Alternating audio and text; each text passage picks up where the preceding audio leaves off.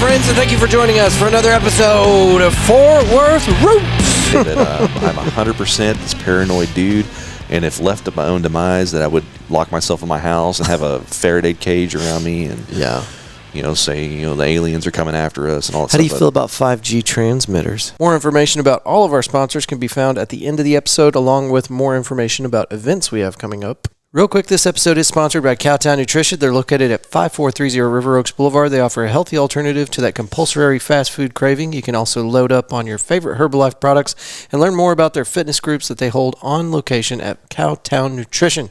Check them out on Instagram at Cowtown_nutrition. Thank you to our sponsors. And our nearest upcoming event that we have on the schedule so far is September 23rd, 11 a.m. to 6 p.m. It's going to be located at Pouring Glory. This is one of our biggest events. Actually, it's the biggest event, in my opinion. We've got events that we attend that are a little bit larger in size, but this is the one that we put on. And if you don't go to any event that we throw all year long, this is the one we want you to check out. It is our FWR 23 annual event benefiting the Cooks. Excuse me, I always put an S in there. It's not necessary. Cook Children's Hospital. And we've got a lot of moving pieces here. As updates come out, I will make sure that you know. So far, our lineup right now is with Cassandra May Lawrence, Late to the Station, Itchy Richie and the Burning Sensation, and the Jaybirds. These are our 4 bands, and they're going to be out there making sure you get some good entertainment, live music while you peruse the vendor market that we put together for you. Special food menu out there by Pouring Glory, compliments of the chef, Scott. Special food menu is going to include some things, and we'll make sure that you know what that is as those details come out. Come on, Scott, tell us what you got coming up. Our annual award show, we're going to be congratulating some local celebrities and passing out some really, in my opinion, very badass awards. We did some last year that people are still displaying proudly in their studio for their live videos and things like that. But this year we've got some awards we're going to be giving away that people are going to be very, very proud to cherish and hold on to for the rest of their lives. And a live podcast. That's going to be us, Fort Worth Roots out there. The host of the show, some of the information that's pending right now, we have a co-host that we don't even know who it is yet, but as soon as we know, you'll know. And with the Cook Children's Hospital, we're going to have a barcode that you can scan. The helpful folks over there at Cook Children's are putting together a little web page, and we're going to have a QR code on the flyer and on the event information that will be circulating soon on the interwebs. You can just scan this box or go to the website, and you'll be able to make donations straight to this charity. And a percentage of the food sales will also be going to Cook Children's for this event. Like I said, more information coming out about this big event. Again, this is September 23rd, 11 a.m. to 6 p.m., and we want you to be there. There's going to be goodie bags at the doors and a lot of other surprises. If you don't want to wait week to week to listen to it on the episode, find us on social media. We'll keep you updated, definitely on Facebook events and Instagram and our TikTok page. On social media, all of the sites, just look for Fort Worth Roots. This episode is one that we've been trying to put together for a very long time. The gentleman drug his feet, maybe his whole body. It was a lot of dragging of things to get him in the door, into the studio, and finally get this recording knocked out. You've heard him, if you've been inside the Fort Worth podcast scene, on another show called The Funky Panther. And in this podcast, we talk about the Funky Trio, how they met, what they're all about, the dynamics of that relationship, the role and function of the EMS, Emergency Medical Services, and how they stage their EMS trucks around Fort Worth using an advanced AI-driven algorithm that can actually determine where their assets are most likely to be needed. It's wild. We talk conspiracy theories, upcoming events like the 2023 Arts Goggle, where the Funky Panther will actually be set up and doing recordings of their own. And we talk about many, many more things. You can find today's guest on Instagram at TIMSTA187. And you can find the Funky Panther, one of North Texas' best shows, on Instagram at The Funky Panther. That's enough talking out of me. Thank y'all for being here, and let's start the show.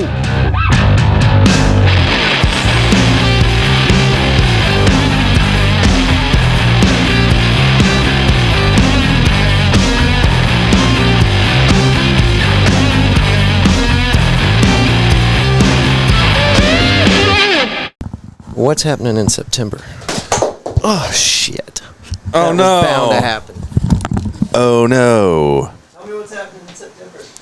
You want me to tell you what's happening in September right now? So September is when Hobby's woman moves in. And she's wanting to take over that room because she's a hairstylist. That's what she does. She has a salon that she works for, but she also does some things on the side. And so she's got this space that she's wanting to set up in the house. And I get it. You get in a relationship, and sometimes that happens, and that's cool. So we're just going to make do, and we're going to figure it out. But September is whenever she moves in, and I'd like to have everything done by September. So I've got a few months. Although months used to, whenever I was a child, seem like they dragged on, and now a month just goes by like it's only been a few days. Right. So I've got a lot to work on. I've got a lot that I got to get going, but it's all good. We're going to make it happen. Well, cool. Yeah, you guys are probably going to get your studio set up before I finish this thing out, so cheers to that. Well, we're just motivated. Yeah. That's all. We're just motivated to do things and make things happen. Oh my God! That was really fast. Come on, phone. Hold on a second. What's wrong? Why is this doing this? There we go. Okay, we're just doing it on speakerphone. Oh, okay. Who is this? Caller. Is this Jared? Yeah. What's going on, Jared? I'm about to go get me something to eat and then start moving shit. So. Okay. What are you moving? Clamps to the side of the table. Do what? Do you need a phone holder that'll hold your phone upright, like clamp to the side of the table? It kind of looks like it, doesn't it? Yeah, he 100% needs something like that. You still there, Jared? What's going on? Did we lose him? I think we lost him. We lost. We'll call him right back. All right. Oh, you got it connected through Bluetooth on here. Huh? Should be. About to find out. Oh, look at that. That's nice. It's coming in like mono, though, isn't it? Yeah, it's probably going to do that. That's okay. I don't remember it doing that last time. Being all mono about it. There it goes. It's weird. All right. Well, we tried, Jared. Have a good day. Man, first caller. All right. We tried this the other day. We had Matthew Broyles and Trista Morris on, and we had like 4 calls and 1 missed call. So, anyway. Dude, we need to do that at the show, man. We need to just post the phone number up and have people call in one day. We thought about doing some like ask us for advice. Yeah. And we just give the most fucked up advice. I'm sorry. Your show is You're good. Your show's a Christian show. Actually, I joked. We can use the words. I joked with. We just try to keep it limited. Yeah, I know.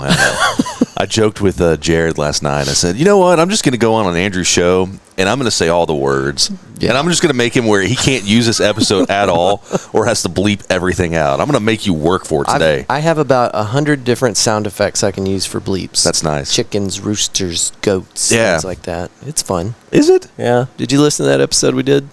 The one with on Jared's? We used all the words. Yeah, I saw that you were inebriated, sir. We had some drinks. Yeah. So we did River Oaks Springfest car show. Then we were at McFly's. We went from McFly's straight into the recording, and it was like 11 o'clock when we got started. It was a shit show. Yeah. It sounded like it was enjoyable. And last night we kind of kept it I kept it a little bit under control. Jared got a little toasty last night. Did he really? Which one? Jared or other Jared? Joe Johannesson. Okay. He's already put it all out there. It's fine. His name's Jared Johannesson, in case you're wondering.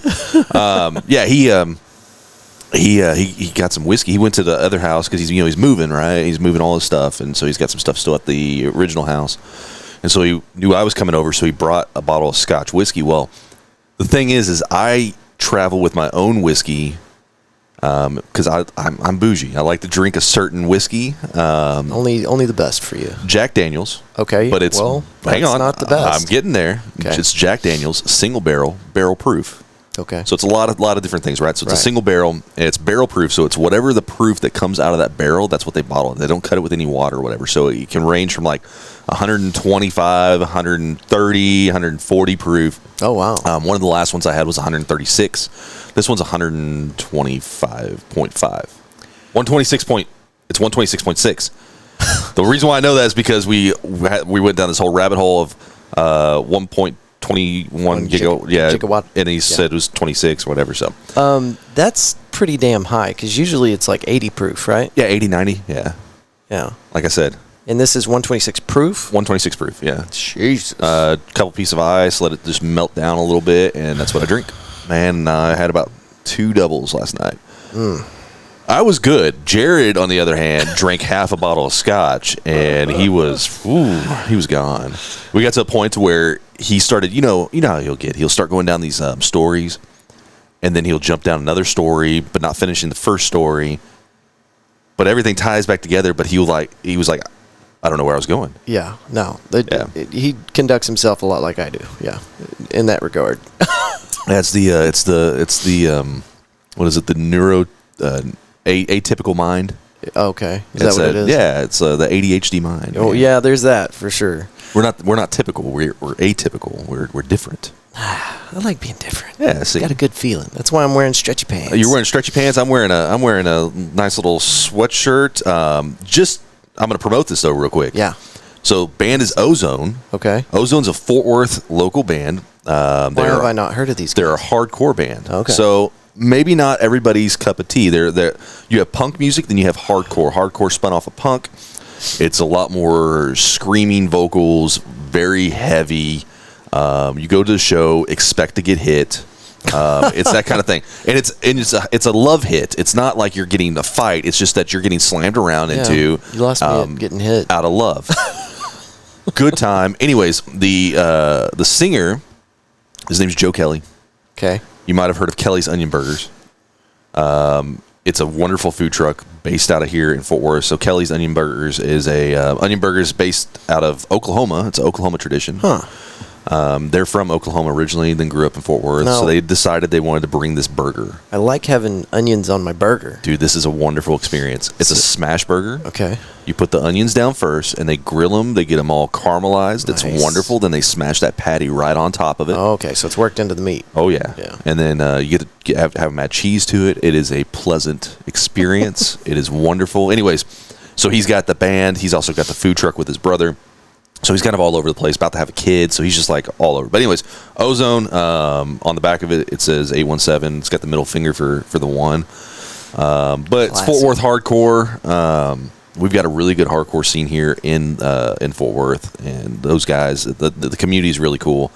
A lot of good friends have been made now. And where's the last time what was the last venue you saw them play at? So the last venue I saw them play at was actually in Dallas. We went out to Sons of Herman Hall, which Sons of Herman is a German thing to help immigrants way back in the day. Anyways, it's an old hall that's now converted into like a venue. Oh, so Germans that were moving here had somewhere to go to for help. Yeah. Okay. Yeah.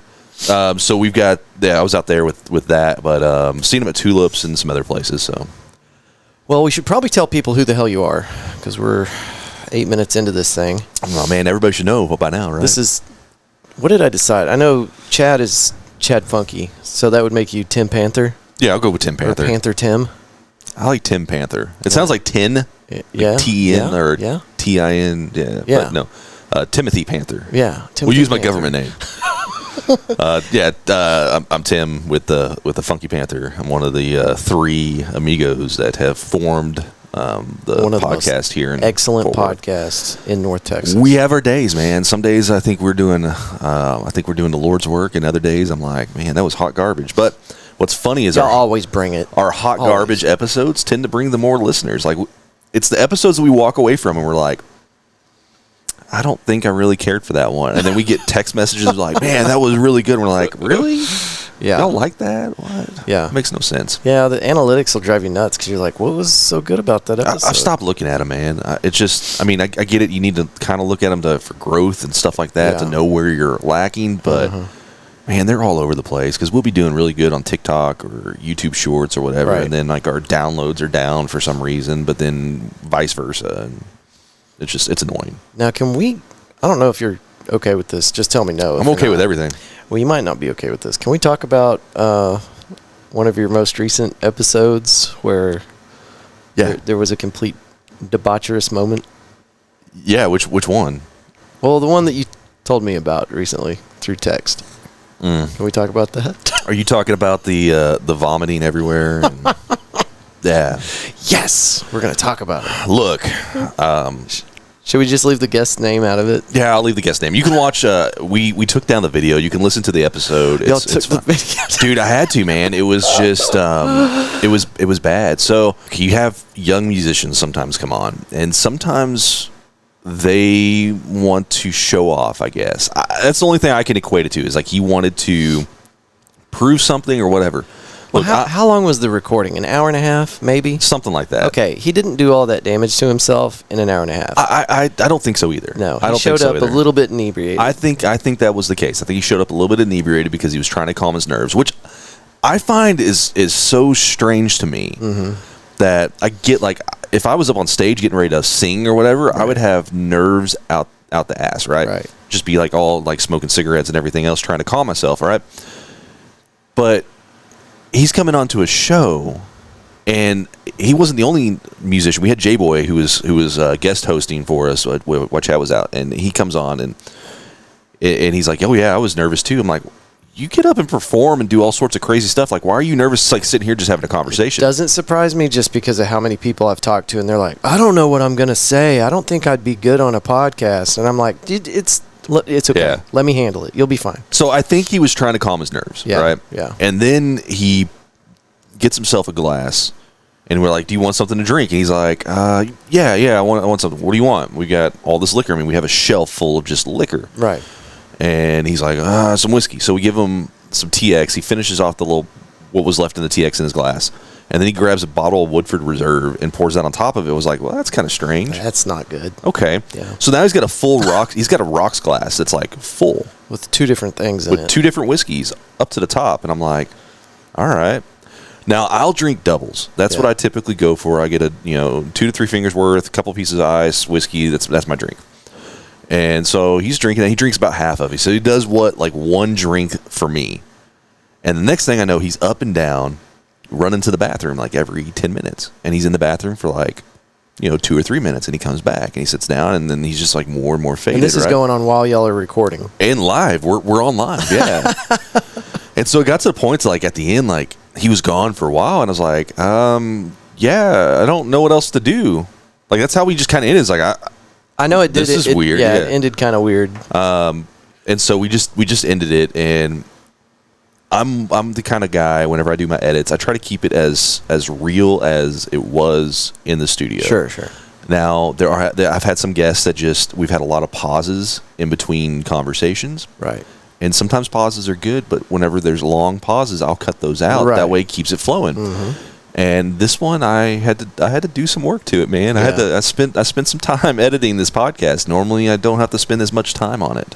Yeah. And we're not talking shit to that No, guest. We're it's not going to use his name, but some people know who it is, and some people will figure it out. And look, he's a great guy. Yeah. And I actually enjoy his music, and I enjoy him as a person. Just if you end up listening to this, just remember, don't come on shows drunk.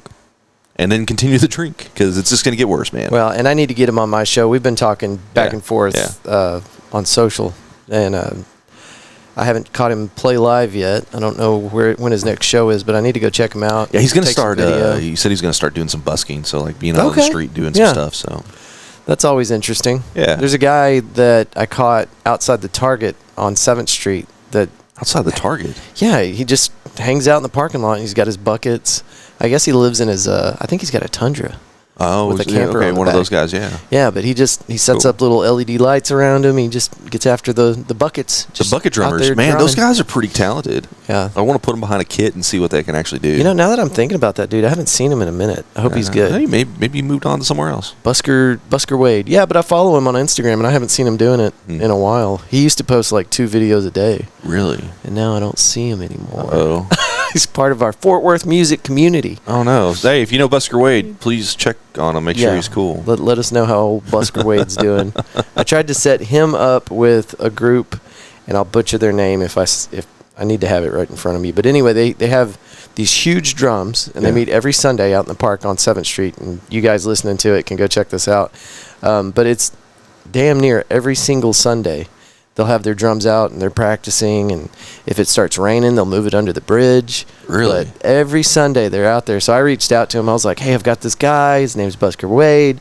Wouldn't it be cool if we did a video with him, like, drumming next to you guys? And, well, I didn't get anything back. But oh, man. It sounded like a cool idea. You tried to set it up. Yeah. Are they like the drums? Are they like these like marching drums and stuff like that? No. It's some type of traditional, and I'm going to mess up the details. I'm sorry. Japanese drums. Oh, and they have to be built a certain way. Yeah. Okay, I know what you're talking about. They play with these like sticks a lot of the time. Yeah, I mean, I don't remember the sticks being that special, but the drums are definitely like they're built a certain way. I think it's out of one piece of wood, if I'm not mistaken. Why do I think it starts with a T? I feel like it starts with a T. But let me just go ahead and look it up, because this is. But if it's what I think it is, they come in different sizes, and they are very, very special. I think like the skin, it's like a skin membrane over the top of it versus. I've had them on the show, so I'm just going to look up the.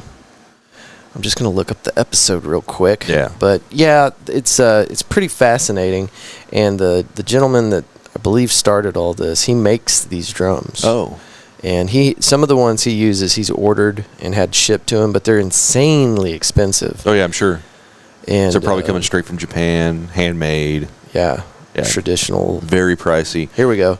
Let me see. let me take a look. See if you can pronounce that. Which one am I looking at? I'm like started at the top. Right here. I think that's the name of their band right there. See? It's difficult. Goisagi? I think that's right, actually. I think you nailed it. Yeah. Goisagi. Yeah, those are the drums I was thinking about, and I can't remember what they're actually called, but... is a local Fort Worth, Texas Taiko? Yes, Taiko group that practices every Sunday at Trinity Park across from the Fort Worth Botanic Garden. That's where the Japanese gardens are over there, too. Yeah. So. Anyway, it just goes on to talk about the episode. But we've got them on episode 92 on the Fort Worth Roots podcast. So, anyway. Yeah, that was one of those. It's exactly the drum I was thinking of. And it's one of those names, like I knew it, but I need to see. So if you gave me multiple choice, I'd be like, yeah, that's it. Yeah, sure. Man, I grew up into music. Were you in band? I was in band, man. You kind of strike me as a band guy. I was a band guy. What did you do? Played tuba. Tuba? Yeah, I played tuba and sousaphone and concert and marching, and then played in jazz band, played guitar and valve trombone, which is a trombone with trumpet-type valves. Right. Played that a little bit. Did a little bit in the baritone world. You're a spit guy. Yeah, brass instruments primarily, with a little bit of rhythm guitar. I'm not a good guitarist. I'm okay. Yeah. Played bass a little bit. Took piano for a while. You think you're better at bass, maybe? Not anymore. I'm out of practice. Because I don't know if you know this, but there's a Fort Worth music community bass shortage. Yeah, is there? There's not enough bassists. Yeah, I'm better. I will say I'm better at bass. Do I have the time to play in bands? No, not really. My time is brought up with school because I'm in college, going to work. I thought you graduated. No, man, Chad graduated. Oh, that's right. Chad's the college graduate. Okay.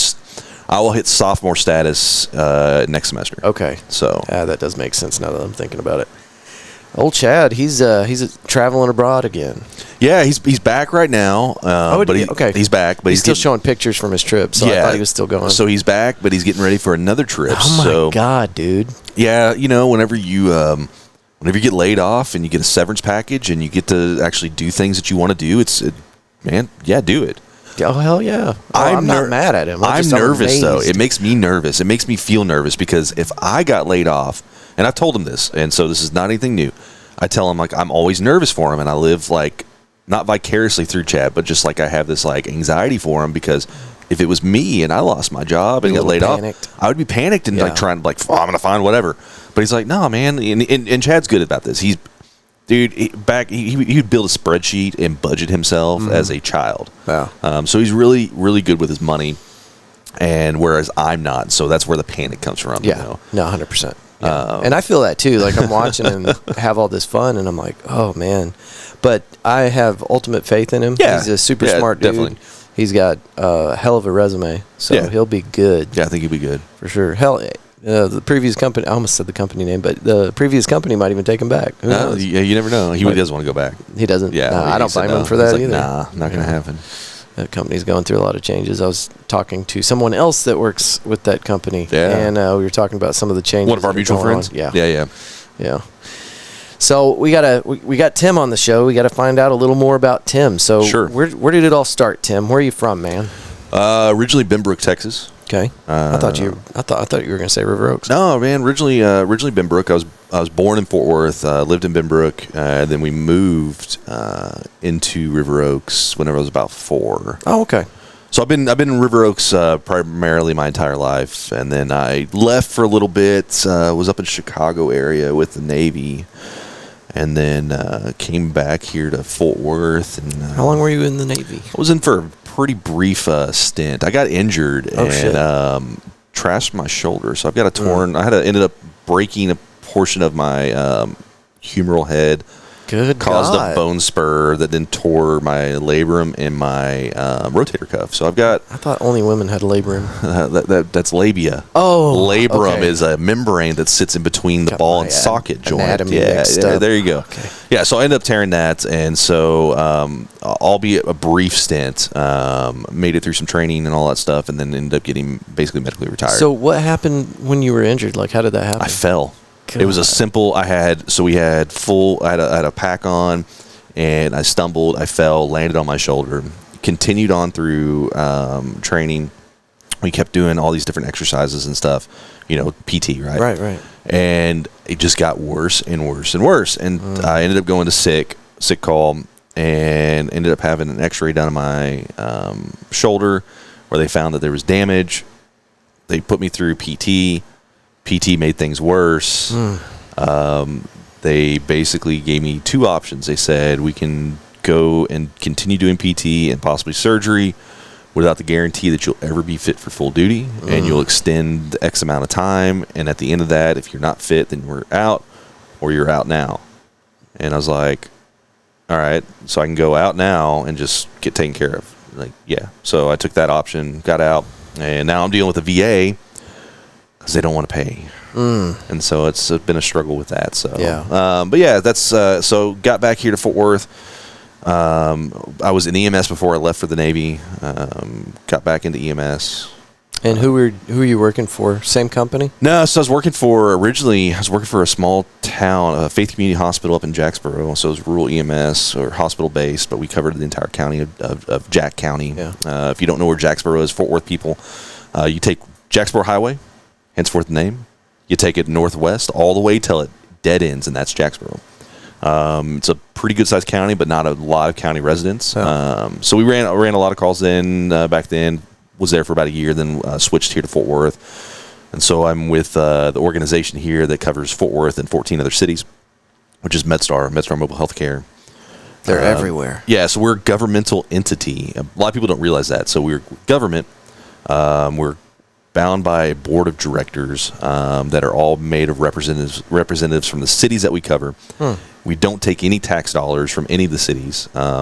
So if you never use the ambulance service and you've been here for 15 years and then you have to use it one time, I guarantee the bill is cheaper than what you would have paid out over that 15 years in taxes. It's a big bill, though. That's a problem. It's like EMS in general is expensive. Healthcare is expensive here in the United States, but we don't take any taxes as of right now from any of the member cities, and so it's a free service provided to the city, and then we just bill insurance. So I've been with them for it'll be 15 years in September.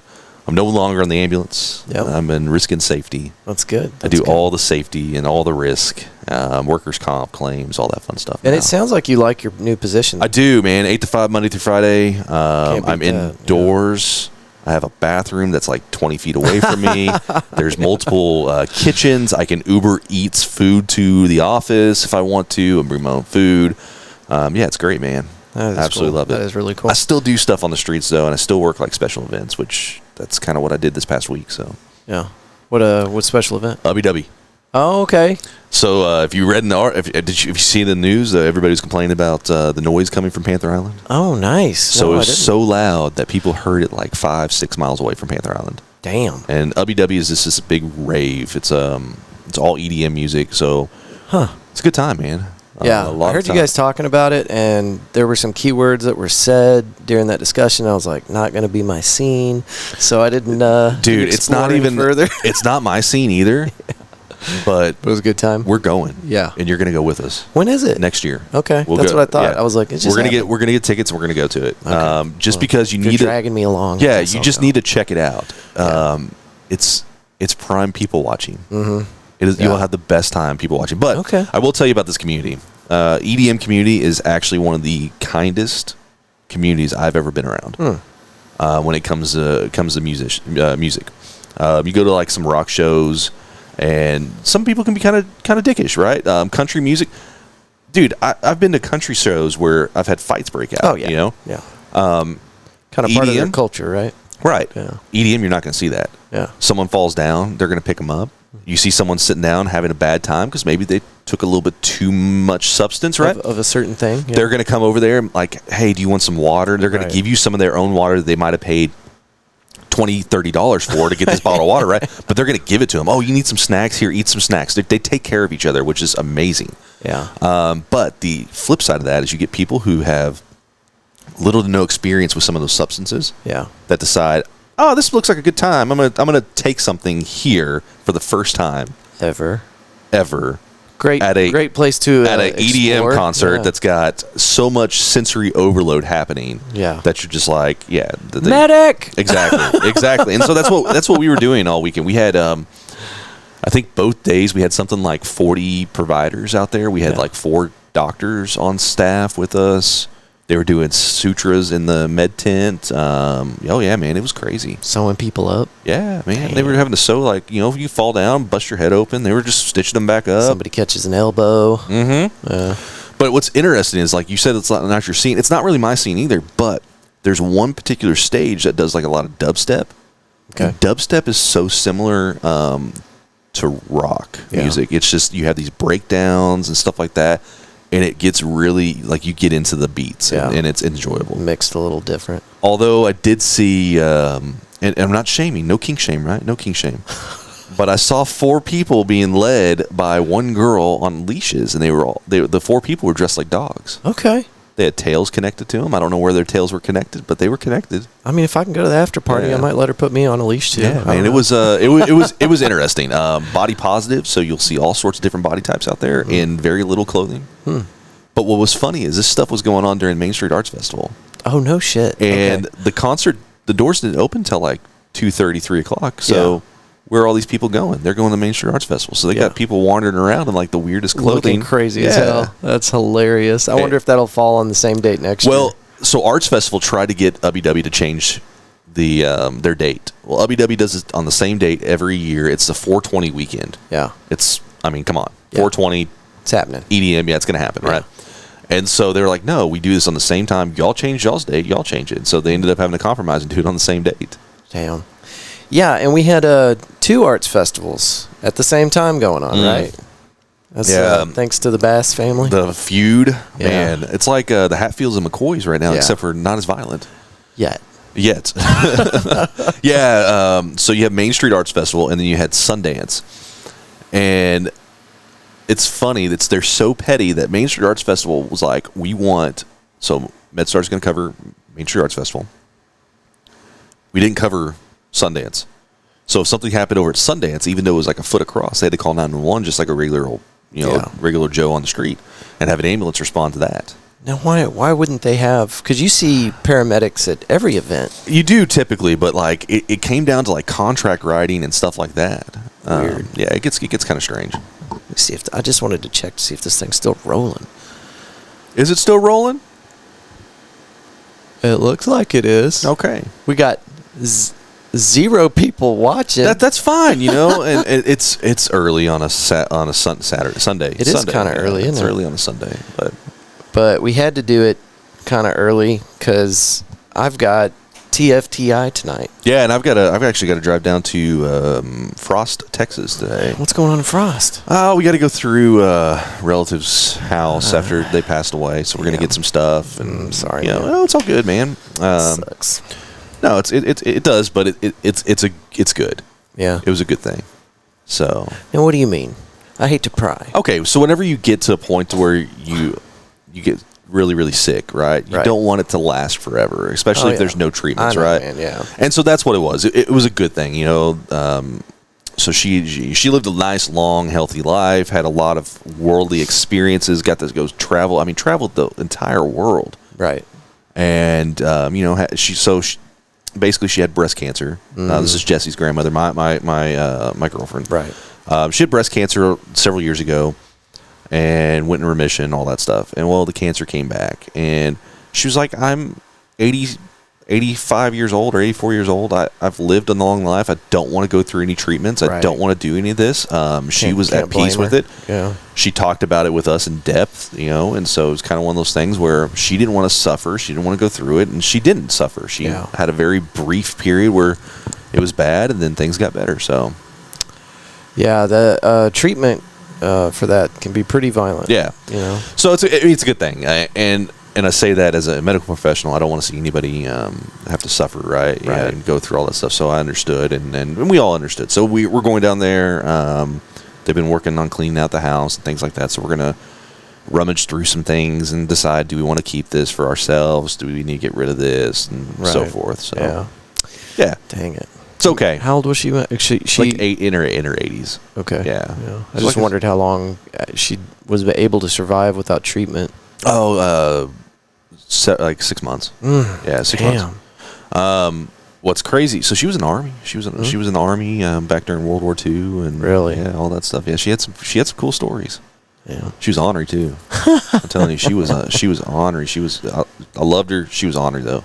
Yeah. So now, how far is Frost? I can't even place that. All right, so Frost sits between Hillsboro and Corsicana. So it's right down there towards Waco. You go down 35, you hit Hillsboro, you cut over and head east. So 3 hours. 3.5. Yeah, about 2 hours. Really? It's about 3 hours to Austin. So it's about an hour and a half to 2 hours. You're not factoring I-35 traffic? No, on a Sunday it's not going to be bad. There's not construction down there anymore, man. They got that really? They got it all fixed. All the way?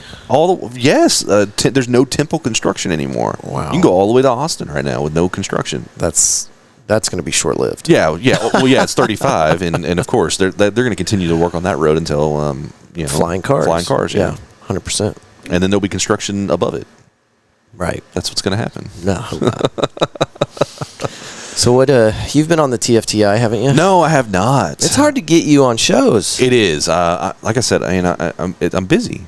You are busy. I'm busy, and Chad says I'm not, but because Chad's busy, but like.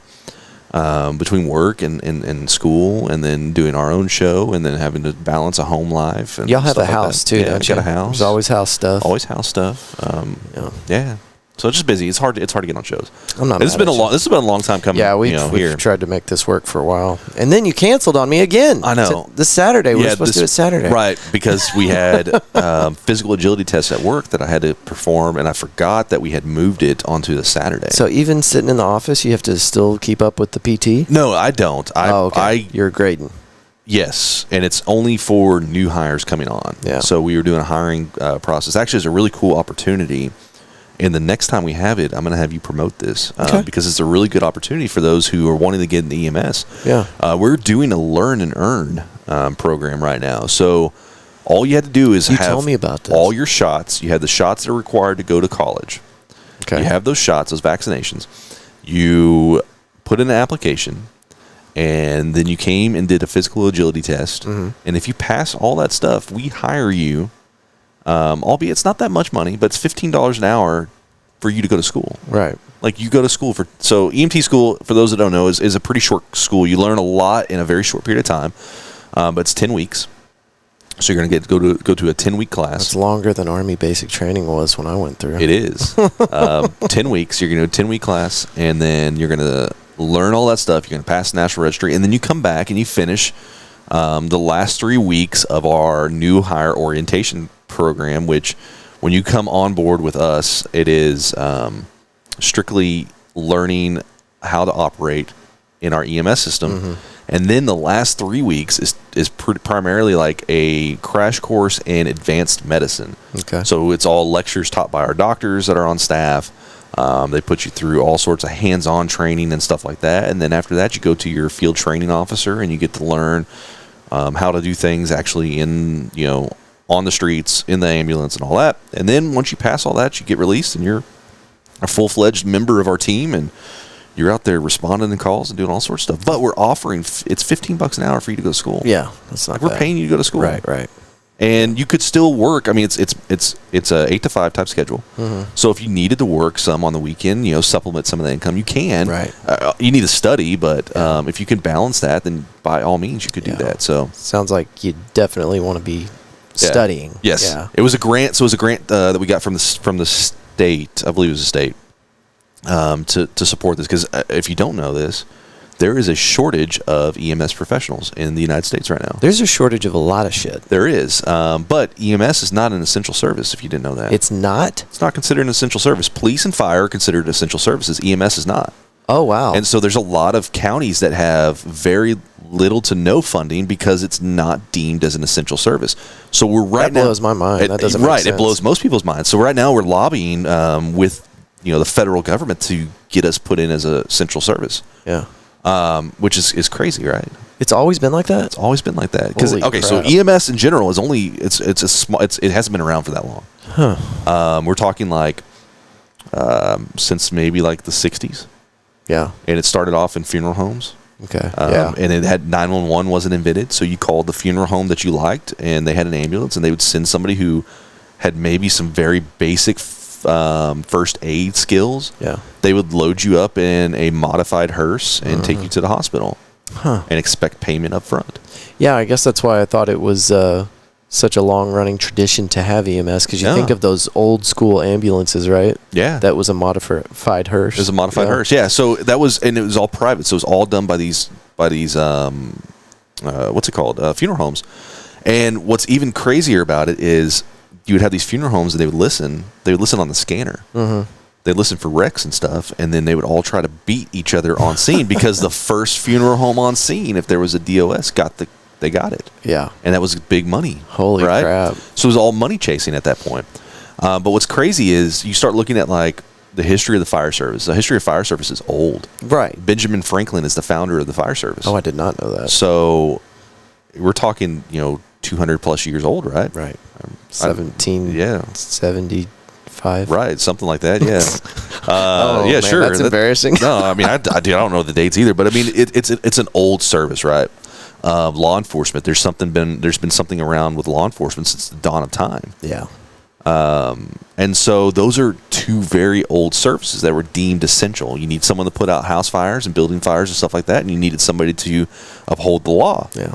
1776. 1776. There you go. 75. Yeah, 1776. I'm an idiot. Yeah, Okay. there you go. You were close, man. But yeah, so Benjamin Franklin's founding father of fire service. There was no, I mean, EMS. I guess you could say like the founding father, Johnny and Roy from Emergency. I don't know, the hit TV show from the 60s. Anyways, yeah, it's crazy Checks though. out. Whenever I tell people that it's not an essential service, and they're just like, "What?"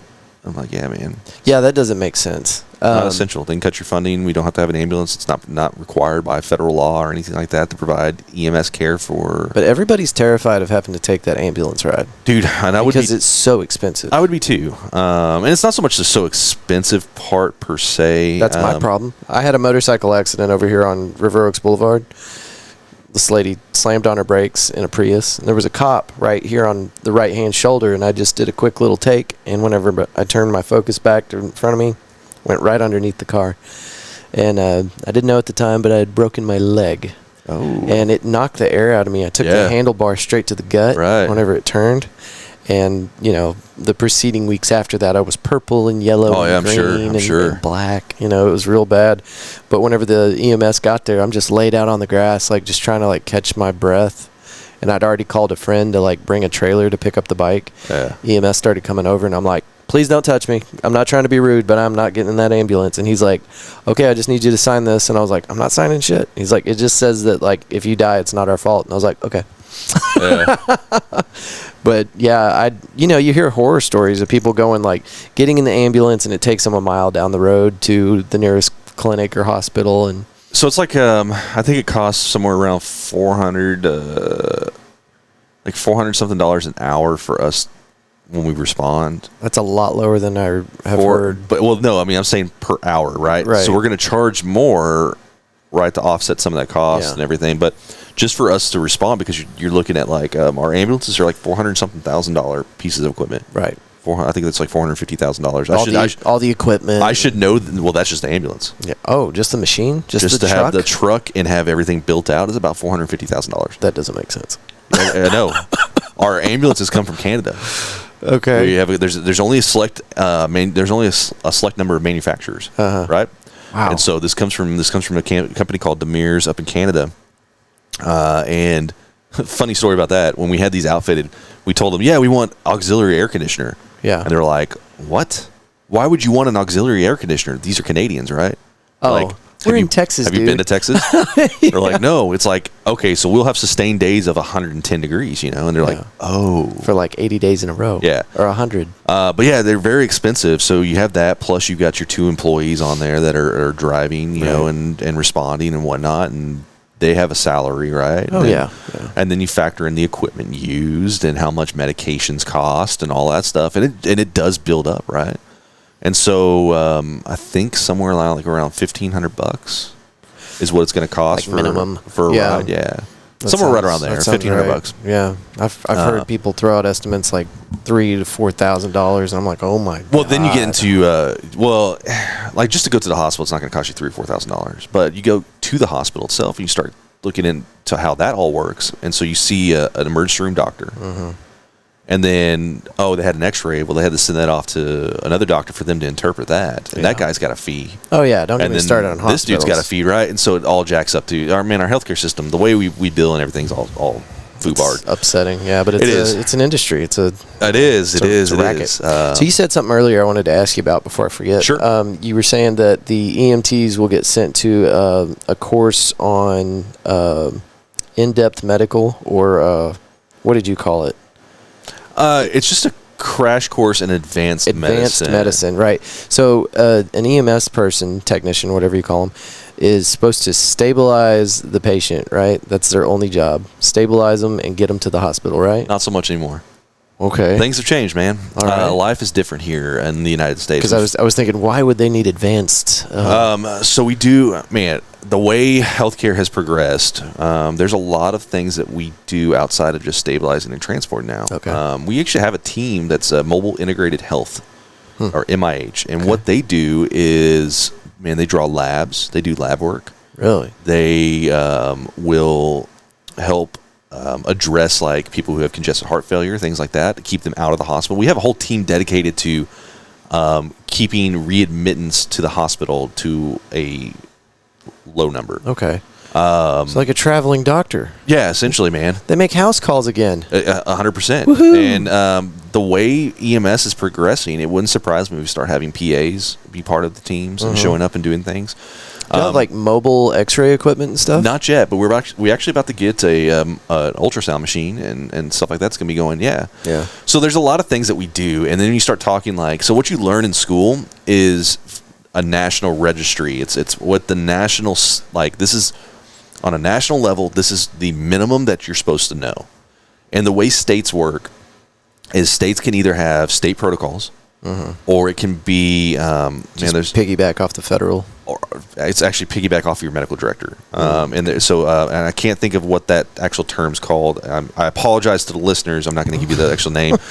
But essentially in Texas, we have no state protocols. Okay. So what I learned in school is the minimum, right? Then I can come to work, and if there's something that my doctor wants me to do, he can teach me. And I can do it, and I can do it under his license. So if he wanted me to do like crazy surgical procedures out in the field, and I went through the proper training that he deemed necessary, he signs off on it. Guess what? I'm doing surgery in the field. Has this happened? No, not to that extent. Yeah. But yes, there's certain things that are. It would be legal. Yes, yeah, 100%. Yeah.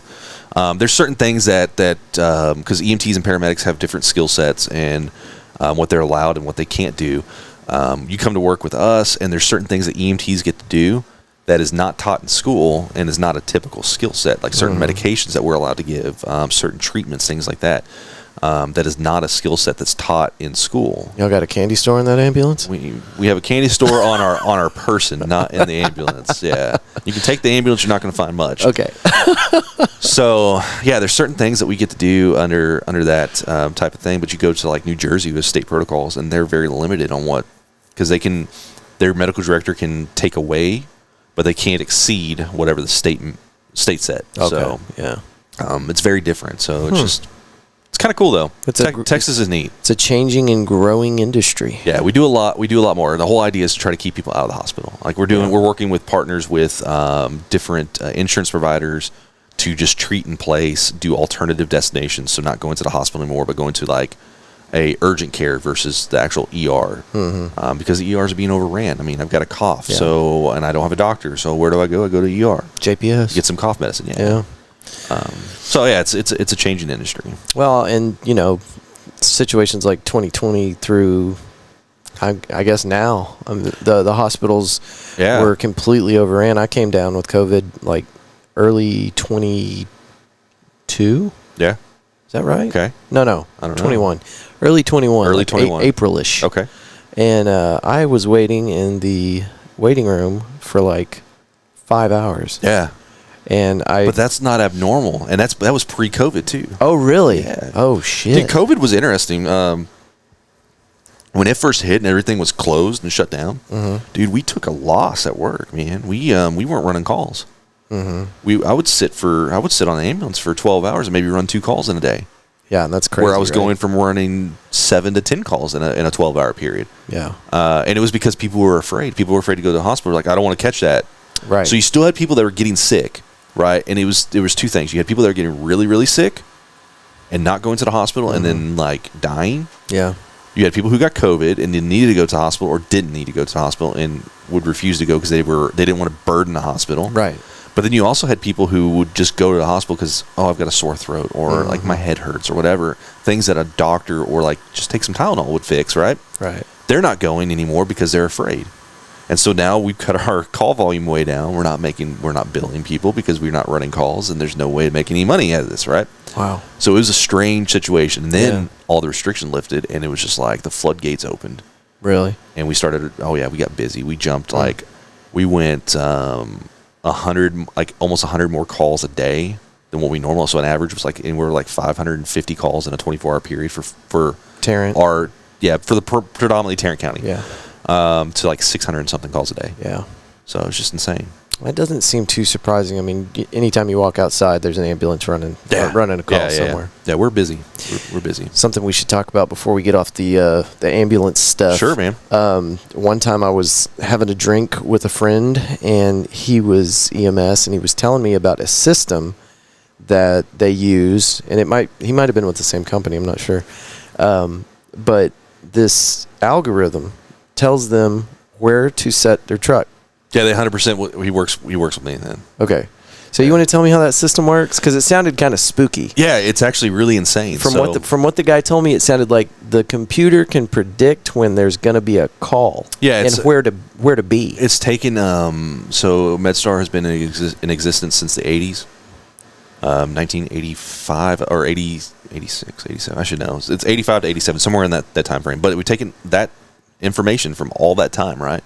And we're constantly feeding more information into it. And when you tell a computer enough, basically an AI type algorithm, that, hey, all these calls are happening, all this, it takes all that data and interprets it and determines, like, during this time of day, on this date, there was X amount of calls based off of all this historical data. So we need more ambulances in this area.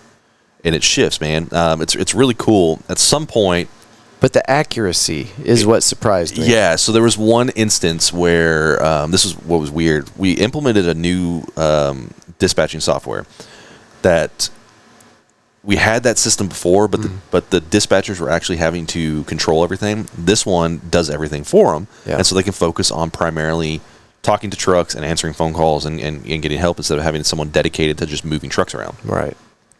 So they implement this software. And all of a sudden, there's like, at one point, there's like 3 trucks getting moved into Haltom City at the same post. And one of my friends was looking and at y'all this. don't have your hands on this? Yeah, one of my friends is looking at, well, like, we're driving the truck, right? Right. But it's sending us there. It's telling those trucks where to go. Yeah, and so one of my friends that he's a assistant manager, or actually he's an operation manager now, but he's looking at this system. He's like, okay, this thing's messing up. Why is it sending these 3 trucks to Haltom City right now? And within like 3 minutes, all 3 of those trucks got calls within that various area, and they already had another truck backfilling that post. Okay, now it's time to get into conspiracy theories. Are we living in a simulation? I mean, after what you just told me, we are living in a simulation. I'm not buying the simulation thing, but what I am Odds buying... are 50-50. Here's what I am buying. I am buying that we jump timelines. Oh, yeah? At some point, we jumped to a different timeline. I believe in that whole multiverse. The CERN collider caused it? That's one thought, looking for that God particle, and they found it. And here we are, right? I don't know. Or Harambe died, and that just sent us into a spiral. There's a lot of things. Don't you make jokes about that, Abe? I'm not, man. I'm just saying, R.I.P. Harambe, man. He was the real player. He wasn't doing anything wrong. He had some kind of magic in him, and it just split our universe off. That baby fell in there. That's his fault, not the gorilla's fault. No, it's something happened, right? We have all these Mandela effects, right? Yeah, and come on. Yeah, you can drive yourself nuts looking at those, because the first time that I went through the rabbit hole of all the different Mandela effect moments and whatever, and they keep growing. It's crazy. Like 100%. It's like, you remember this? They'll show you like a picture of the Berenstein Bears, and they're like, well, no, actually, it's Bernstein or whatever, or Berenstein or whatever. Yeah, things like that, and Fruit Loops, and I don't know. There's just all these crazy examples, and you're like, you remember it like this, right? Okay, no, that's totally wrong. That's not what it looks like at all. Shazam, Sinbad, he did a movie called Shazam. Yeah. But that didn't exist, apparently. Huh. I'm telling you, we jumped timelines at some point. And you know what? I hate to say it, but you start watching, what was it, the movie with, it's that space movie, and it's got, all right, Matthew McConaughey in it. Whatever that movie's called. Who else is in it? Man, I don't remember. That's the only one I can remember. Are you talking about Interstellar? Interstellar, okay. Yeah. I love that movie. So I do too. And but that whole string theory and all these different like moments, right? And I'm like, man, it makes a lot of sense. Things are relative to like all that, right? And so it makes a lot of sense there. And then you start looking at like just the various coincidence. Like, okay, I remember this. Like, I'm pretty sure I had this toy as a kid, and you're saying it doesn't exist or it didn't look like this, but that's what I remember. Yeah. Why is there so many of us that remember this, right? So for our listeners that are not familiar with the Mandela effect, what's the guy's first name? Nelson Mandela. Nelson Mandela died, or was released from prison, right? He was released from prison. Is he still alive now? Oh, man, I don't know. What universe are we in? I don't know. Anyway, he was released from prison, and whenever the news story came out, everybody's like, well, I thought that guy died in the 80s. Yeah. Everybody thought wild. He died. Yeah, everybody thought he died. We'd heard he died. I remember hearing he died. Everybody remembers the funeral. Yeah. I mean, and so then you start looking at all the different items around that have happened, or things that for the listeners, man, I want you to go back and just think of all these different things that you remember as a child, and go back and see if you can find them, and see if there's proof that it was there, or there's now saying that's not, because it's going to blow your mind. Yeah. And then you're going to start thinking, like, is this real? Are we really here? What's happened? At very least, it's fascinating that you could take an entire society and present them with this information, and everybody go, wait a minute, no. I remember it the other way. Which that means that tells me there's something, right? Either psychologically as a population, or, string theory, multiple universes, whatever. I know. I'm still hung up on the 50-50 chance that we're in a simulation. In a simulation? Yeah. I mean, we could be. You start talking like, do you ever watch Neil? Oh yeah, DeGrasse Tyson. Yeah. So when he starts talking about like, just basically theory of relativity, and just things like how you can have literally things just moving in parallel with each other, or the infinite universe, like we are just a speck, and then you zoom out, and now there's another universe. And then you zoom out, and there's another universe, and you zoom out, and it's just infinite, right? It's impossible for us to grasp, because it has to be infinite, right? Yeah. Because if there's an end to the infiniteness, then what's after that? Right. If we're stuck in like some ginormous, we're just on a cat's little necklace, like Men in Black, man. Something like that. Yeah. What? And then what's after that? What's after that? So it has to be. It starts getting weird. Rick and Morty, man. I actually truly believe that there's a pickle version of you somewhere. There's with enough with enough time and enough space, it's impossible that there's not a pickle version of me doing a podcast right now. Exactly. Or this has already been done. Like this day has already happened. Shit will break your brain. I know. Yeah. It just blows your mind. Man, you start getting into like all the different. Those are the conspiracies I like. Yeah.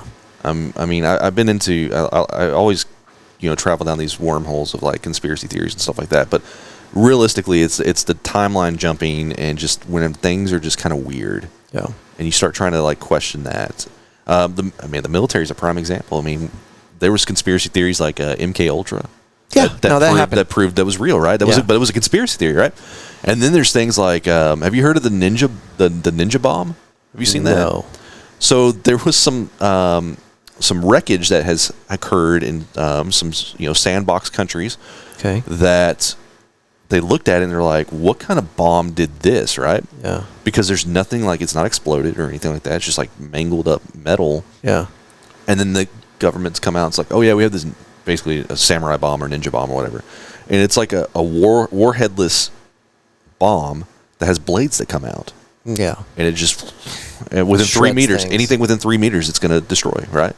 But it narrows down your collateral damage. Yeah. But nobody knew about that. Right. Nobody knew that existed until like pictures came out and they're like, oh, okay, you caught us. We gotta explain it, right? Oh yeah, no, that's a thing now. Yeah. So, and we start diving down like, Russia and Ukraine and all that stuff. And if stuff really pops off, we don't want to start World War III and a nuclear or whatever. Well, that's whenever the United States is going to come out and be like, oh yeah, by the way, we have this. Like it literally is it's a vacuum bomb. It just sucks everybody up into the space out of sight kind of thing. We're like, what? Where did that come from? Oh, we've had it for years, anything you can think of, yeah. They probably have a version of it, right? Oh, yeah, 100%. They're being so weird about the stuff that they're saying right now, and I think it's got a lot to do with like, they're trying to prepare us for something they're going to tell us about in the next 5 to 10 years, Look, right? You're going to see some stuff. We can't talk about it right now, but I promise it will make sense in the next 10 years. Yeah. You'll all come, and we're like, what? So it's like UFOs and all this stuff. It's like, yeah, the odds of that being alien tech is almost zero. But the odds of our government holding information from us on some new tech that they've developed, that's like 100%. But you say it's almost zero with the alien tech, but then we get back to the whole universe thing, right? That's true. And it's like this infinite universe, and who's to say that this is not really aliens? These are just guys that figured out how to jump timelines. And this is the alien version of us, man. They're just coming to check out, oh, hey, what's going on? And these people look funny. We kind of seeded our own reality from the future. Yeah. So, it's just one of those things. Like, we don't know. I read... my own grandpa. What if? You might be, man. I read... the Pentagon has a UFO officer. Right. Yeah, like a whole department. Yeah. Yeah, and Military Times released an article where this UFO liaison or officer or whatever has said that the probability of an alien mothership in our universe is high. Right. Like there's something here. Yeah, they've come out and said that because we've had all these like pilots seeing weird stuff and things happen. They have the Black Knight satellite that's been orbiting since what, the 50s? Didn't they pick it up the first time in the 50s? Yeah, we have no idea what it is. I think we know exactly what it is. Yeah, I'm because sure. there's plenty of opportunities that we've had to check it out, and we've like pulled back. But we as the people don't know what it is. Oh yeah, no. Why would we tell the people? Yeah, they don't need to know shit. I know. It's like the whole Kennedy assassination. They said they were supposed to release everything, and they keep holding information back. Right. Well, we'll give you a little of this, a little of that. No, it was said after the Warren Commission it's supposed to be released, 5 years ago, and here we are. And still not everything's been released. Right. What are you hiding? That was one of the big Trump wins, right? Didn't he force that? But then he was like, "Oh well, wait a second. There's stuff in here. These people are still alive. We can't release." Oh my god. We're like, what? Yeah. So that's what I'm saying. Like, there's stuff, man. Like, oh my god. And but it fuels these people, right? Like I'm not the tinfoil hat kind of guy. Right. I'll joke around and play that up. Yeah. But that's not me per se. Jessie will say otherwise. She'll say that I'm 100% this paranoid dude, and if left to my own demise, that I would lock myself in my house and have a Faraday cage around me, and say the aliens are coming after us and all that How stuff. do you feel about 5G transmitters? Man, I'm here for it. You're here for it? Yeah, I don't think it's an issue. I don't know. I talked to a smart guy about 5G a couple days ago. You know this man, and we actually referred to him earlier. But anyway, we're talking about 5G transmitters, and there are cities here in I think the DFW area that will not allow those things to be put up. And in other countries overseas, they won't let anybody use those things. So I'm not worried about the 5G transmitters necessarily, but what I am worried about, it's all radiation, right? Mm-hmm. And so Wi-Fi is radiation. Everything, we're surrounded by radiation. So all day, every day, everywhere you go. Yeah, so I mean, that I am worried about, the abundance of radiation. Right. Not necessarily one thing, but all the things. Yeah, that's not necessarily a good thing. And then you have the solar flares on top of that. Everything just goes crazy. And I'm kind of disappointed with the solar flares. I think over the last 2 years, we've had massive solar flares. Right. They just haven't disrupted everything yet. It hasn't fried anything. But you remember back in the 1920s, I think, there was a huge solar flare that cooked all... Well, I remember that just like it was yesterday. You've probably heard of this. Yeah, no. It was one of the worst solar flares we ever had. Yeah, and all the transmission lines for the telegraph system were just cooked. Yeah. All across the country. So they had to rewire the entire telegraph system. It's crazy. And it could happen again. But now it's not just one wire for telegraphs. Right? It's everything we've got. It would reduce us back to the Stone Age. Maybe it's not a bad thing. I don't think so. You ever think that a reset might be beneficial? I mean, I don't have any weapons, but I got rid of all my guns. Me too. 100%. There's no wires in the rifles. Those would still function just fine. Those would still function, yeah. So your vehicles wouldn't, but that's why. That's why, our mutual friend, he's got a VW Bug. Yeah, I think it's going to work just fine. It's got no computers. Does it have it's got an alternator in it? Sure, but I mean, that'd be something that you could wire Swap up and figure something out. Oh, yeah. I'm telling you, man. There's a lot of things. This whole apocalyptic world and all that stuff. I'm amazed at humans we're the only animals allegedly that can reason to the point where we're at, right? Yeah. We're able to come up with these ideas about simulation theory and all these other fringe ideas. But have you had a conversation with a dolphin? I mean, maybe the dolphin thinks the same thing. I mean, we haven't figured out how to talk to them, right? I hung out with some dolphins, and let me tell you something. They didn't give a shit about me. They didn't want to talk at all. Yeah, because they're humans evolved, man. Right. But it's amazing to me that we can reason like that. Yeah.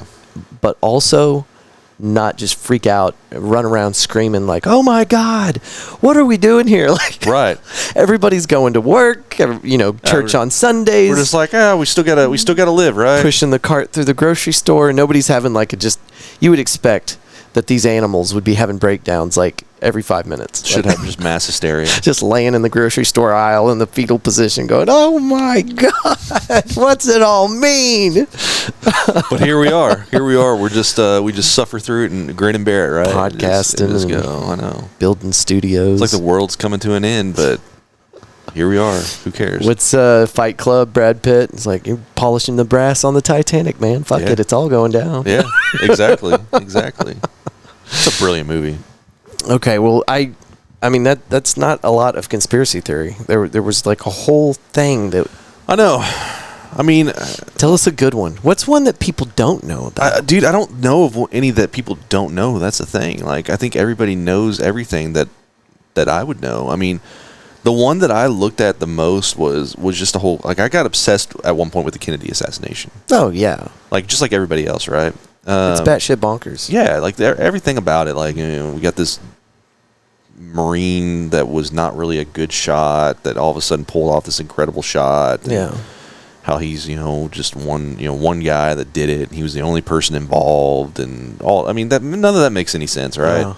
On a standpoint of just analysis and everything, you look at it, it just doesn't make any sense. And then, I mean, have you heard that, Woody Harrelson's dad was an assassin? You do know that, right? Dude, what? All right, so Woody Harrelson's father was like a contract killer. That's actually known. He was a bad dude.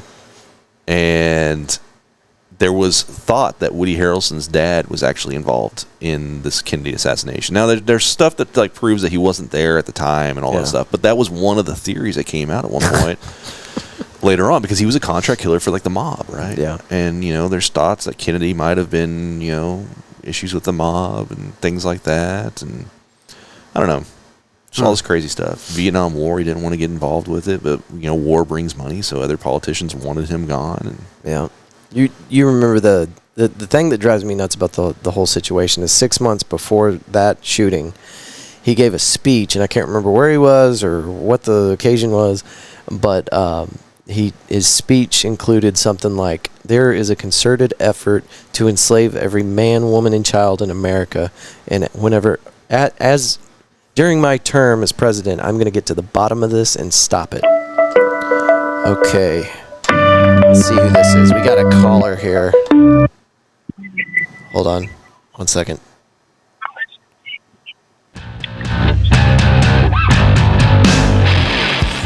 First time caller, long time listener. What's going on, Sam? What's going on? How y'all gentlemen doing? I am watching your live stream and just wanted to, show some love to the two posters on there, the Fort Worth Roots and the Funky Panther. How y'all doing today? Good, man. Thanks for calling in. This is Sam with the Failed Podcast. He is one of our Pod Squad brethren. That's right. Brethren. Sam, you doing all right today? I'm doing good, man. I got a question for you. I want to inspire the audience. Are y'all ready? Okay. Let's go. What do y'all do to find content for doing all the shows that you do? Because for so many people, they struggle finding topics and content. How do we find topics to make our shows interesting? Make our shows interesting? Yeah. Man. Y'all do topics. I just sit down and talk to people. That's a tough one. I mean, for me, we'll get together, there's three of us on the Funky Panther, so Chad and Javier and myself. And we were really good about this. We need to get back into it. But on the days prior to our show, we would start discussing, like, if we didn't have a guest, we'd start discussing, like, what do we want to talk about? What do we want to bring up? Yeah. And then the night before, so Monday night, we'd have a call. We'd all get on a call together, either through FaceTime or something like that, and start discussing how our show is going to be, what we're going to cover, what we're going to do. Y'all still do this? We slacked off. We haven't been doing it for like the past few months. Yeah. We're going to get back into it. We've got a lot of things that we're trying to get back into, just in the habit of, life happens, right? But it's just sometimes it comes from, like, I saw something on TV and I sent a text message to the guys. I'm like, hey, we need to talk about this. Or Chad comes up with, like, hey, I saw this whenever I was traveling, because he's a big traveler, right? I saw this when we were traveling. I want to talk about this. Let's have this discussion. And so sometimes it's like that. We brainstorm, like we want to do a game or whatever. We want to come up with something, and so we'll have a brainstorming event where we'll do that, or we'll go out. One of our favorite things to do is we'll go to Nickel City. That's one of our favorite bars. I'm gonna throw it out there. Or Down and Out. Those two are our places. And we'll go there and we'll sit down and we'll have a couple of drinks and we'll just have a brainstorming session for 2 or 3 hours. That's awesome. And just try to come up with and lay out our show for the next several episodes and have stuff generated for that. Yeah. And me and Sam, we're solo guys. On my pod, we talk about failure. Yeah. And so let me ask you, how do you see failure and how do you deal with failure? Whiskey. Like on the pod, like whenever you're like, oh, that segment was a fail, we did it, but how do y'all get past it? How do y'all regroup and just keep going? Man, that's a good question, because there's some days that I was talking to Andrew, and I don't know if we caught it on the show, but I was talking about how there are some episodes that we walk away from and we're like, this was a complete garbage dumpster fire. I don't even want to release this episode. I don't feel good about it.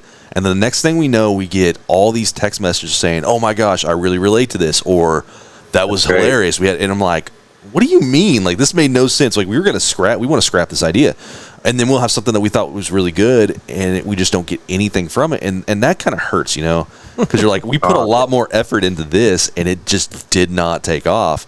And the way we deal with that a lot of times is we just, okay, write that down. This didn't work. This didn't hit. Let's move on to the next idea. We try not to take it personal necessarily, and just try to keep moving. And that's the best thing that's the best advice I can give you is just, if it doesn't keep work, moving. If it doesn't work, move on to the next idea. Eventually, I'm kind of on that whole adage, you throw enough crap against the wall, something's going to stick at some point, right? Yeah. And we'll find what works, and you just keep going with it. My recommendation for anybody who's wanting to start a podcast, though, is don't do what we did and start releasing one episode at a time. Get 5 or 6 episodes recorded. 10. 10 episodes worth. Dump all those episodes at once, and then that way people can go through those 10 episodes while you're starting to record all your other stuff.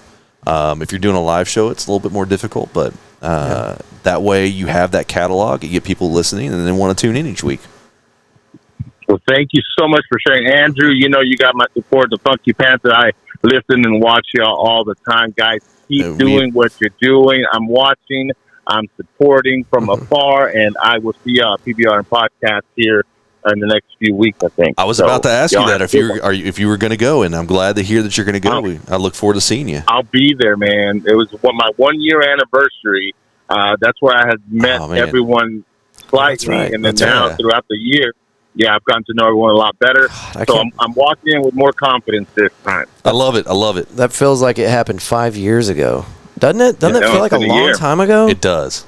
That is wild. Yeah, it's been a year. Well, it's That's gonna crazy. be fun. I'm looking forward to it, guys. Thank you so much, Keep it Sam. going. Love you, brother. Later. All right, see ya. Man, Sam's a great guy. He's Sam he's one of my favorites to have a conversation with. He's a solid dude.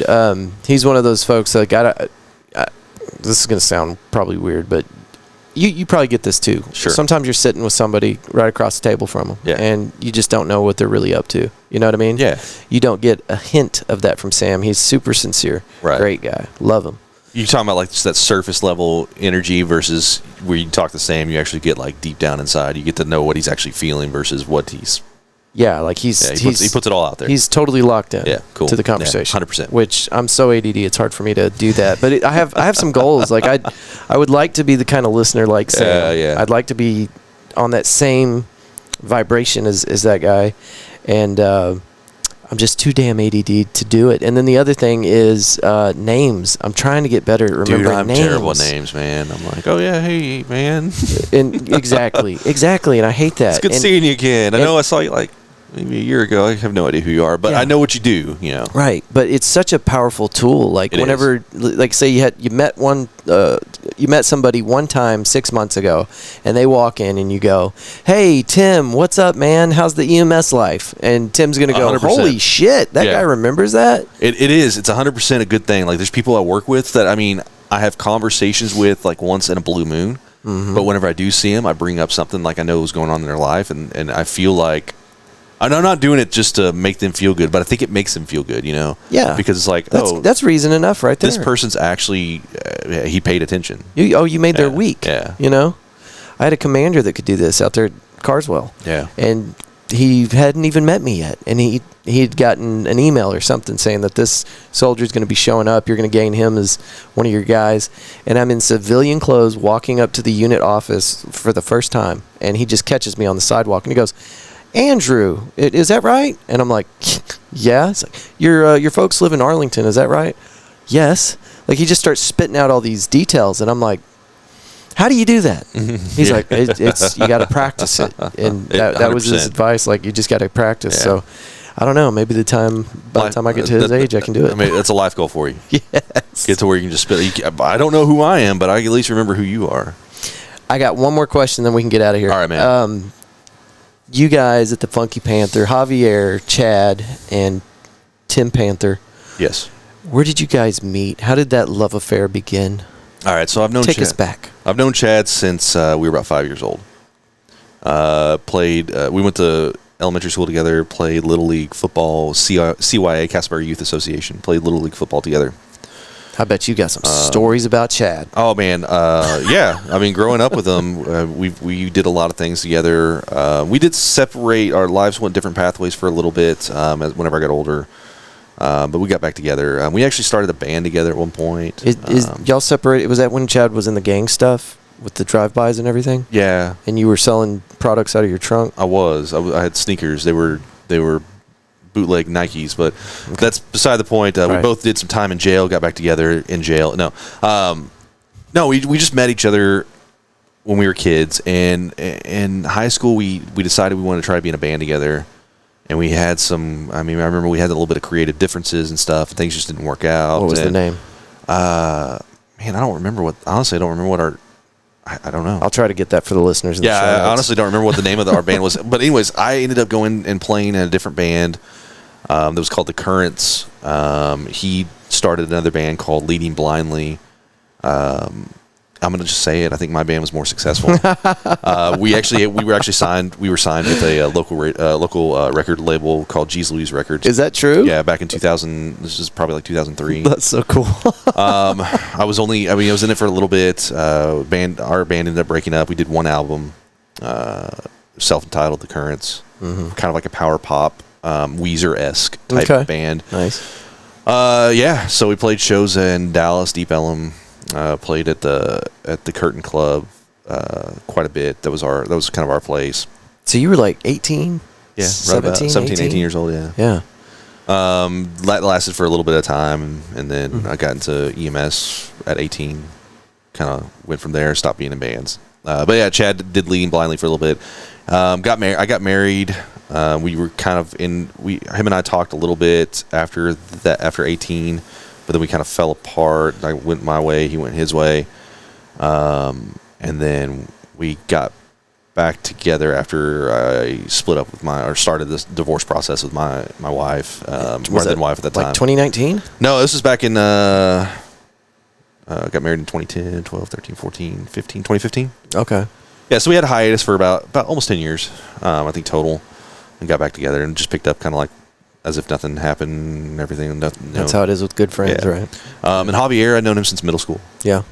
Again, him and I weren't like super close back then, but then, our friend groups kind of crossed over and we got pretty close, and now we're inseparable, man. I do a lot of things with both of those guys whenever I can. So here we are, yeah. Nice. So you got 30 plus years of friendship, and we're actually, I would consider us more brothers than just friends.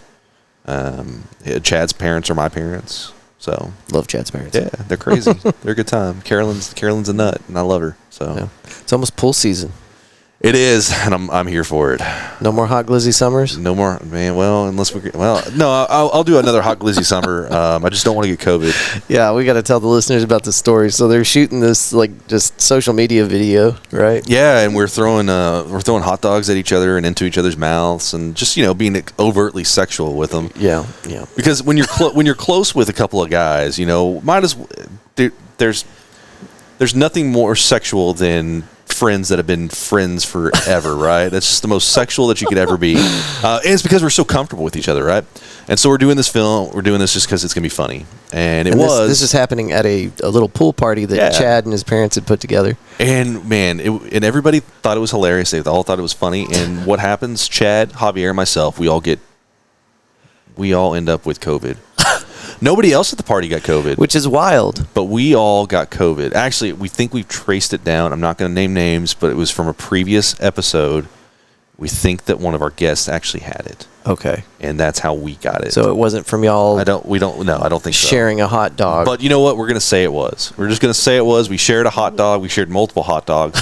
There's a video on our TikTok that you'll have to scroll through, but just look for the one where wieners are flying at people's faces. About 10 months back. Yeah, it's pretty funny. Yeah, it was great. It didn't get as many views though. Like it didn't pop off Yeah, that's what's so funny. It should have gone viral because it was hilarious. It was a funny video. Maybe we'll release it and add different stuff re-release it. Yeah, they're just as it is. Yeah. But who did the editing for that? Because there's like slow-mo and reverse. Chad did the editing for it. It just came out so good. And we had multiple people helping us film it. And yeah, it was really good. I got to throw some wieners at you. You did. We got smacked in the face with some hot dogs, man. It was great.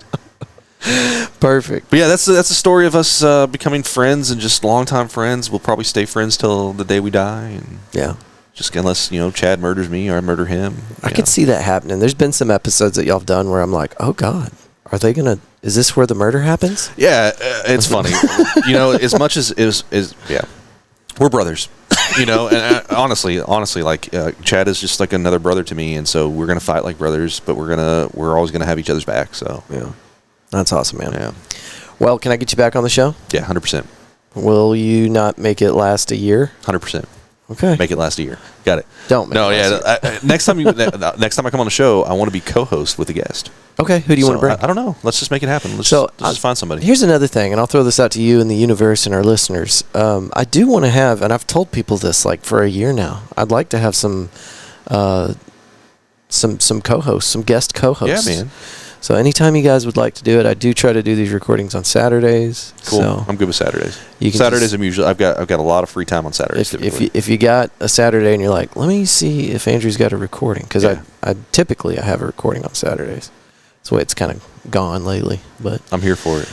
Tell these listeners, and it looks like the camera at some point shut off. I don't know if we have any video for this one. If not, there will be still frames of Tim doing something amazing. There might be some still shots of the hot glizzy summer maybe in the YouTube video, but tell the listeners where they can find all your content.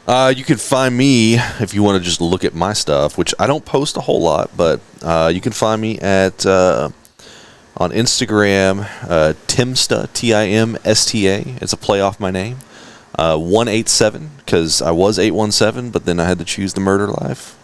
No, I actually got kicked off Instagram. That's a whole other story, a whole other topic we can get into on the next episode. Excellent. Timsta 187 on Instagram. You can find me on at the Funky Panther, the Funky Panther. If you search the Funky Panther on Google, we are the #1 populated link. We have a website, thefunkypanther.com. You can email us at thefunkypanther@gmail.com. I'm sorry, we're not like Andrew, who's got media at Fort Worth Roots. You'll give me so much shit. Dude, it's not that we give you so much shit. That's just that you are so official with that right there. So you can find me on all that stuff. TikTok, I don't even know what my TikTok name is, but you can find us at The Funky Panther. I have my own TikTok. I do some videos every once in a while. Yep. But yeah, that's pretty all much the stuff. All the stuff. You guys got to check them out. They do a live video. Your live goes YouTube every live, Tuesday. Yeah, YouTube live every Tuesday, unless we're doing an off cycle, which might be a Wednesday or Saturday, depending on our guests. If we can't get our guest on our normal cycle. Right. YouTube again, The Funky Panther. Like and subscribe on there for us. We're at 400 and something subscribers on YouTube. The more subscribers we get, the more stuff we can do. I'm just going to do this for our own selfish good. It helps us monetize. Yep. We don't get a single dime for this. We do sell some merch. All that merch goes back into the studio and production equipment and everything just to make things a little bit better. I'm going to go ahead and announce it. Yes. In October, Arts Goggle is happening. We will have a booth at Arts Goggle. We'll have some of our merch out there. We will be doing a live recording as well. We'll have a microphone where people can come up. We can have short interviews with them. But we will have some of our merch. We've got some new merch dropping as well. Just keep this in mind. Big Panther energy. It's Fort Worth, Panther City. We got a lot of energy here, so that's where that's coming from. Are they being made yet? They are in the process of being made. I've got stickers right now. We will have some shirts that are going to have that on there. Some hats that are going to be made. I'm working on a limited release baseball jersey, like the old school button-down baseball jersey. Working on that. Right after you told me about that, Instagram started showing me the exact same jersey. I'm sure. It's conspiracy. They're listening to us. They are 100%. They are listening to us. Yeah, so you can find all that stuff and look for us in October. I know it's a little bit ways off, but October of 2020. 2023, yeah. Arts Goggle, so. Which I think is where I met you guys for the first time. 100%. Yep, came up. You were like, I'm a fan. I'm like, oh, this is crazy. We have a random fan coming up. And then we find out it's Andrew with Fort Worth Roots, and he actually is a fan. So yeah, I am a fan. You guys have an excellent show. I look up to you dudes. Appreciate it, man. I do everything I can to support you guys because I love you. And we love you for it. Excellent. So. All right, let's get out of here. It's been almost an hour and a half. Cool. All right. Anything else for the listeners? No, that's good. All right. See you guys.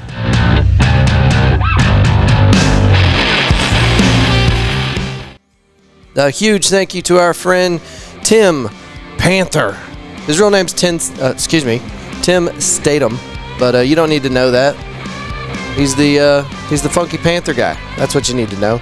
Again, you can get them at on Instagram as at the Funky Panther.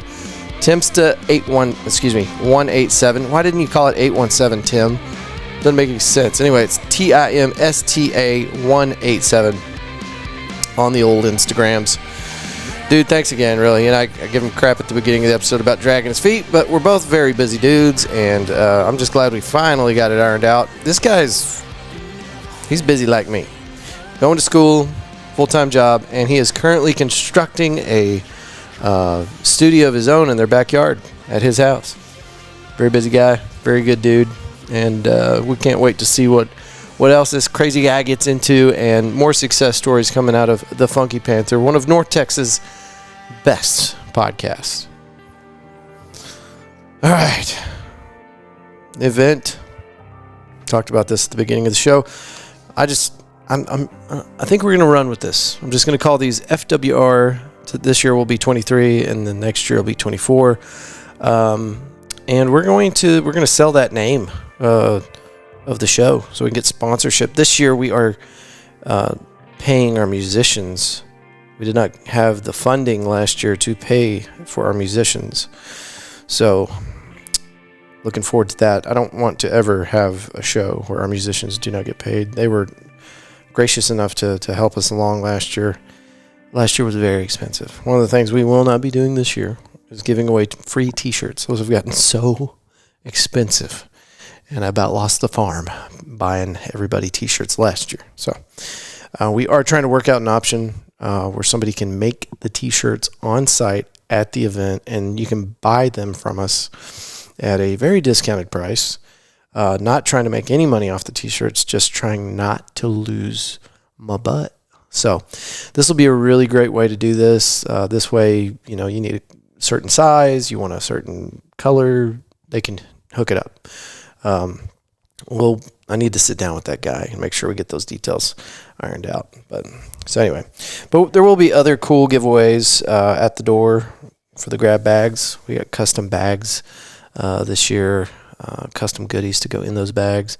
And as we get closer to the date, just like last year, more and more details. And there is not yet, very soon, there will be a Facebook event where we will keep you up to date with more information as it comes along. Right now, what we do know is we have our 4 bands selected: Cassandra May Laurence, Late to the Station, Itchy Richie and the Burning Sensation, and the Jaybirds. Very excited to have those talented musicians on stage with us this year. And this year, unlike last year, we have a charity that we're going to be trying to donate money to. I don't know if we mentioned this. I do know it's been in the plans since the very beginning to make sure that we do something to positively impact the community. And I'm real bad about waiting until the moment is right to take the next step. And I've been holding back from trying to get involved with a charity, local charity, for a very long time. But this isn't going to cost us anything, and it's something that we can do immediately. So we are going to make sure that this event in some way positively impacts the community. Whenever I thought about a charity that I wanted to support, Cook Children's was the first one that I thought of, and they were happy to kind of join us in this event. So, and more information coming out about that. I'm waiting on approval for the graphic, which is the reason you haven't seen anything yet. Should have an answer back on that pretty soon, probably tomorrow or the day after. Just got to make sure that everything, T's are crossed, I's are dotted, all that good stuff. So anyway, that event, live music vendor market, special food menu from Scott over there at Pouring Glory. Going to do our annual award show where we give the local Fort Worth talent some thought out, very special awards at the award show. And we are going to have a co-host that is going to help us pass out these awards. It's a very mysterious co-host, a very special co-host. So mysterious and so special that we don't even know who it is yet, but I'll know soon. And then, of course, we'll be doing the live podcast on location there. And I don't know the full itinerary. Music will probably start around 1 o'clock that day. This event will start at 11 a.m. You can start shopping and hanging out and enjoying food, and every single thing you eat that day, put on by Scott out there at Pouring Glory. All the monies that comes in from that, they're going to be donating a percentage of that. So make sure you come hungry. We'll have a link on the flyer and the graphic that you can scan or click on and go to the website that Cook Children's is going to be putting together for us for this event specifically. It's going to be a lot of fun. It's going to be a good day. The weather is going to be perfect. Last year we did it September 13th, and it was good, still a little warm. Hopefully doing it 10 days later into September. Hopefully it'll be even better. So here's fingers crossed, but it's going to be great. You'll see. You'll see because you'll be there. If you don't come to any event this year, except for one, I'd like it to be this one. You come to this one. Sponsors, Cowtown Nutrition, located at 5430 River Oaks Blvd. They offer a healthy alternative to that compulsory fast food craving. That's what I said at the beginning of the show. Here's what you need to know. If you've ever tried a product called Herbalife, you already know it's delicious, and they pack it full of all sorts of excellent nutrients. I like telling the story. I was on a deployment, and some guy was hassling me. He's like, you got to try this product. I'm like, okay, yeah, okay. And we went back and forth for months. Finally, he got me to try it, and we did a 2-week before and after. And we went up to one of our friends that was a super skeptic of the product, because snake oil, right? Everybody's trying to sell something. And the before-after pictures, 2 weeks apart, we showed it to this guy, and he's like, okay, what are we looking at here? I'm like, you see the difference, right? And he's like, no. This picture, you're not flexing, and in this picture, you are flexing. There's no difference. I'm like, well, thank you. That's a great compliment, because we were very specific and intentional in the way that we took those pictures, and I wasn't flexing in the second one, the after picture. So anyway, I like the product. I've tried it before. I've actually got some of it sitting here at the house. And you can go there, you can order your own stuff, take it to the house, or you can just show up at Cowtown Nutrition, and they'll make you a shake right there on the spot. They also have little fitness groups that they run, and to find more information on that, their products, and what they got going on, you go to Instagram and look up at Cowtown_Nutrition. Pouring Glory, that's where the event's going to be. If you haven't checked this place out yet, you're missing out. It's got excellent food, and it's one of my favorite places. It was one of my favorite places long before they became a sponsor. I've been going there for years. Scott and his team of awesome people are a pleasure to be around. They've got an excellent outdoor area. Sundays is Dog Park Sunday. You can take your doggo fur baby out there, take them off the leash, and they can run around and kind of hang out with other doggos from around the city of Fort Worth and just have a wonderful old time. Pouring Glory is located at 1001 Bryan Avenue, Fort Worth, Texas, and it is a growler refueling station. You don't know what that is? Okay, well, a growler is this big old jug. You take it in there, fill it up with your favorite craft beer off their wall, and take it with you. It's good stuff. You just keep one at the house. When people come over and they're like, you want a beer? They're like, yeah. They're going to expect you to open up a can, right? Oh, surprise. You have something different. You got a growler full of craft beer. Something else you can do. Body Machine Fitness. After all the wonderful food and excellent beer in your growler, you're going to need to work some calories off. Go to Body Machine Fitness. They're located at 2300 West 7th Street. They offer a truly one-of-a-kind fitness experience. Your first class has already been paid for. You can go to bodymachinefitness.com. Schedule your first high-energy cardio strength group fitness class with the best-in-industry trainers, cutting-edge audio and lighting system. Show up early or stay after the class for the IR sauna and nutritious snacks in the lobby. If you've been listening to the show for a while, you know we're trying to put together a Fort Worth Roots podcast squad that goes in there and works out together. Come get sweaty with us. You can shoot me an email, media@fortworthroots.com, and there's 2 of us right now, and we'd be happy to go work out with you. So we'll go. Get your free class. Let me know when you're going to be there. We'll hang out. We'll take pictures of us covered in our own sweat. Our own sweat. Don't you dare sweat on me. It's disgusting. McFly's Pub, 6104 LTJG Barnett Road. It's a weird address, but you can look it up. Just type in McFly's Pub, and it will direct you to a 1980s Back to the Future themed bar with a variety of impressive outdoor things. Fire pit, hang out, and Jesus, I'm butchering this. Listen to me. 1980s Back to the Future themed bar with a very impressive outdoor area and fire pit. Hang out and bring some friends for pool, darts, cornhole, jumbo, Jenga, and catch a live event with local musicians on stage multiple times every week. Tuesday, Tommy Luke puts on the open mic. You can go to their page. It's McFly's on Instagram, and I think they have a TikTok page now for all their updates. Easy to find. What else? Where are we at? We have so many sponsors now. This is excellent. And it's because of these guys we're able to do things like the September 23rd event. Woodpost Metalworks. You can go to woodpostmetalworks.com. Offer code podcast817. We'll get you 10% off at checkout. They specialize in metal signs with or without LED backlighting, fence and gate repair or installation, light steel fabrication, industrial plasma cutting, and more. Houck Walker Originals. Houck Walker Originals. Go to houckwalker.com. They offer a huge variety of unique and personalized gifts.